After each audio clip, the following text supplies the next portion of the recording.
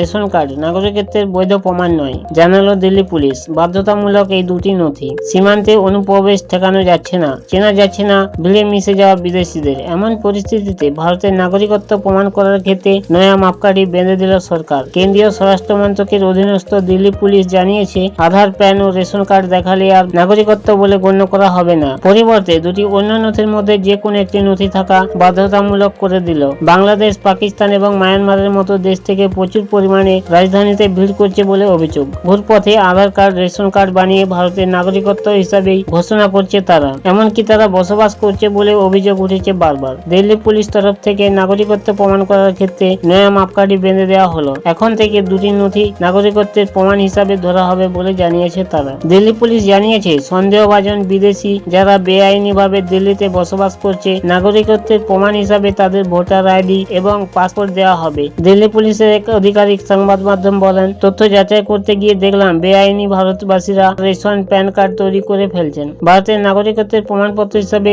পেশ করেন তারা। রোহিঙ্গা শরণার্থীদের রাষ্ট্রপুঞ্জের তরফে যে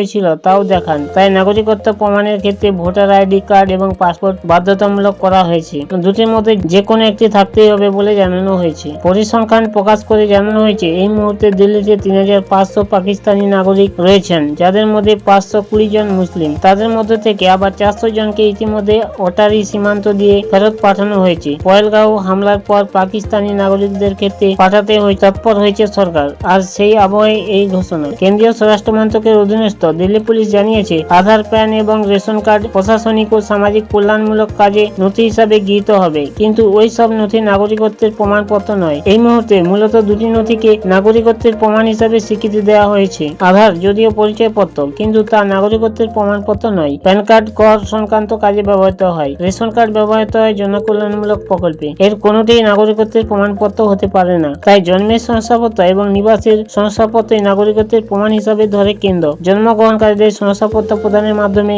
নাগরিকত্ব দেওয়ার কথা বলা আছে। দেশের কোনো রাজ্য বা কেন্দ্রশাসিত অঞ্চলে স্থায়ীভাবে বসবাসের নথি হলো নিবাসের শংসাপত্র।